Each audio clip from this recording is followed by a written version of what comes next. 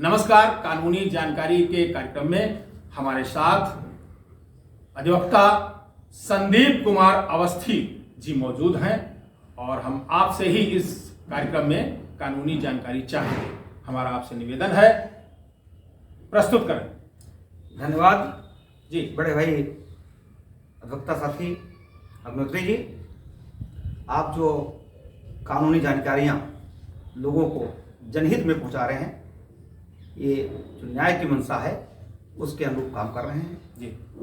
बहुत से लोग जो कानूनी जानकारी से अनभिज्ञ होते हैं या हमारे अधिवक्ता साथी जो पूर्ण रूप से कानून के बारे में जानते हुए भी नई नई अथॉरिटियाँ आती हैं, नई व्यवस्थाएं आती हैं, उनसे अनभिज्ञ रहते हैं, उनको पहचान जनाने का, उन तक पहुँचाने का और उन्हें अपडेट करने का कार्य जो आप कर रहे हैं, इसलिए आप साधुवाद के पात्र हैं। धन्यवाद।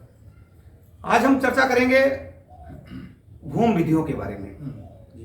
क्योंकि हर व्यक्ति के पास कोई ना कोई भूमि होती है, चाहे वो भूमि किसी रूप में हो, लेकिन चूंकि हम राजस्व से संबंधित बात करेंगे तो राजस्व से संबंधित न्यायालयों में या उनके राजस्व कर्मियों के पास जो भूमि विवाद से संबंधित मामले आते हैं, वो किन किन भूमि से संबंधित विवाद होते हैं, भूमि की श्रेणियाँ, वो किन श्रेणियों की भूमि आती हैं, उनके संबंध में हम बात करेंगे। जी।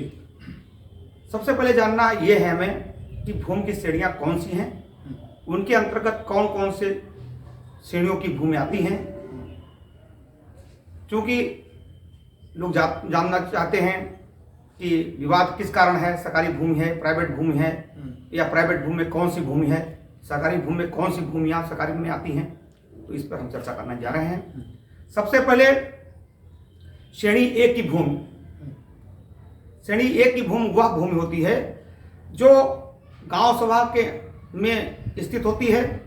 गांव सभा में 1950 भारतीय स्थानीय प्राधिकारी के अंतर्गत उत्तर प्रदेश जमींदारी भूमि विन्यास अधिनियम के अंतर्गत 117 की जो भूमि कही जाती है वो श्रेणी एक की भूमि होती है। ऐसी भूमियां जो जमींदारी विन्यास अधिनियम की धारा 117 के अंतर्गत स्थानीय निकाय में, स्थानीय प्राधिकारी जिसको हम कहते हैं, गांव सभा जिसको कहते हैं, उसमें निहित होती है, वो 117 की भूमि कही जाती है। दूसरी भूमि आती है श्रेणी एक का। ऐसी भूमि जो भूमिधरी अधिकारों में हो, जिसको हम संक्रमणी भूमिधर कहते हैं। जी।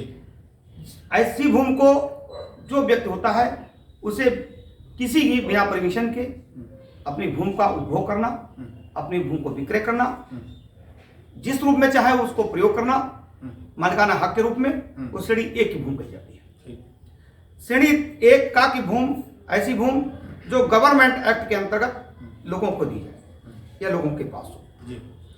इसके बाद श्रेणी तीन, क्रम संख्या एक, श्रेणी जो है एक का खा, जो रिक्त होती है। एक का ऐसी भूमि जो रिक्त भूमि होती है, मतलब किसी के लायक नहीं होती है, रिक्त भूमि होती है।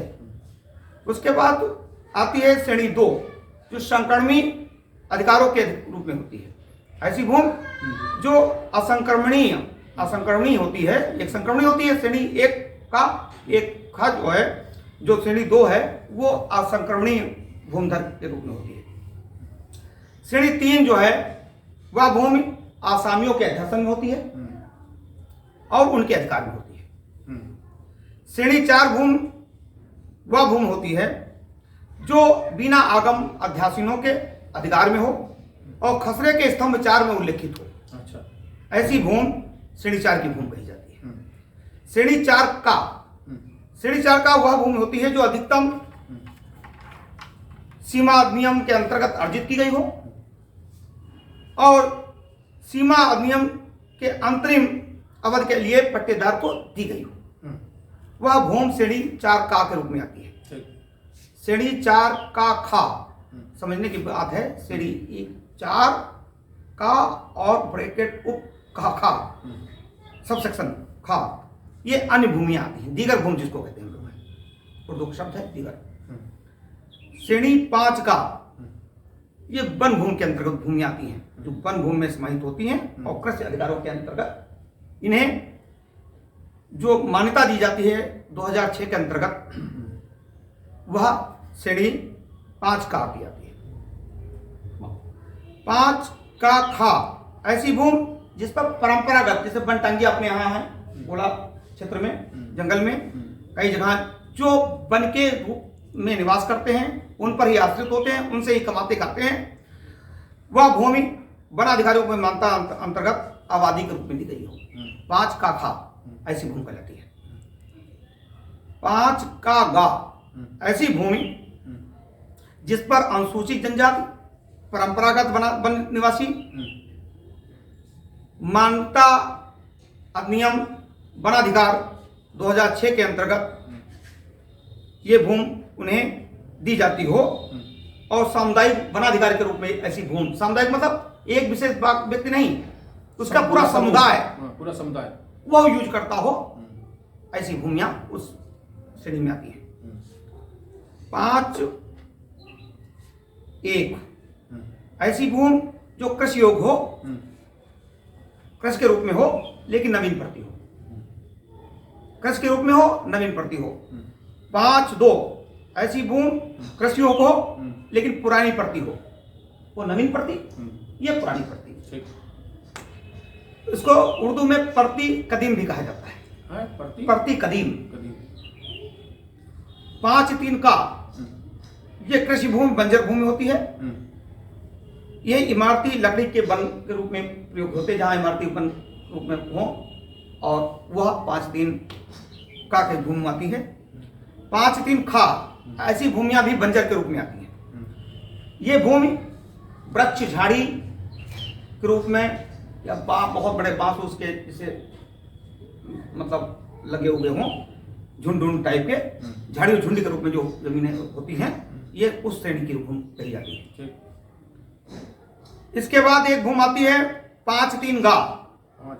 हाँ, ये भी भूमि कृषि योग्य होती है, लेकिन स्थायी पशुचर या अन्य चरागाह के रूप में, जिसपे जानवर उनवर चरते हैं, इनके रूप में प्रयोग होती है।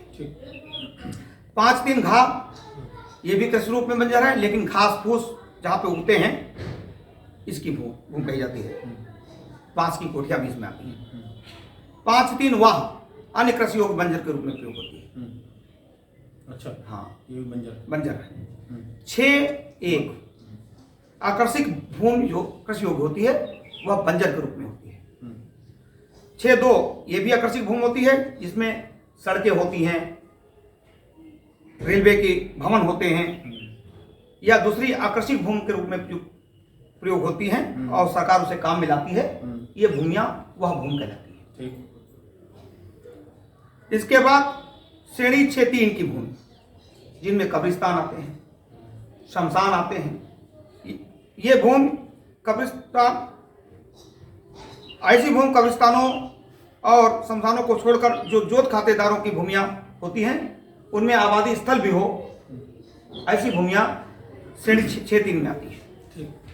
इसके बाद आती है भूमि श्रेणी 6(4), जो अन्य के रूप में या अन्य रूप में उल्लिखित हो राजस्व लेखों में, और आकर्षक भूमि हो। उसके बाद श्रेणी 7 आती है, जो आसामी अध्यासन में हो और उनके अधिकार में हो। इसके बाद आती है भूमि, ऐसे भूमि श्रेणी 9 में, जो खसरे के 4 स्तंभ में हो, और व्यक्ति की सहमति के बिना उस पर कब्जा कर लिया गया हो, उसके अधिकार के रूप में ले लिया गया हो, ऐसे श्रेणी 9 में आती है। ये सभी श्रेणियां। हाँ, जैसे कहा जाता है, पुराने लोगों के बारे में सुना हो, पूर्वजों ने कहा हो कि जीवन 9 की भूमि कही जाती है। जीवन 9 ऐसी भूमि जो 1359 फसली जहाँ पे होता है, जब जमींदारी बिना संधियम लागू हुआ, उसके आधार पे अगर वो संयुक्त रूप में भी कब्जे में है, तो दोनों के नाम अभिलेखों में दर्ज है। अब क्योंकि अभी तक ये श्रेणियों की बात थी, ये श्रेणियां भूमि को 3 की श्रेणियों में आती है। आज सबसे बड़ी बात यह है कि हमारे कृषक भाई, हमारे अन्य जो भूमि को उपयोग करने वाले लोग श्रेणियों के बारे में नहीं जानते। सही नहीं जानते, जिसके कारण विवाद की स्थिति ज्यादा उत्पन्न होती है।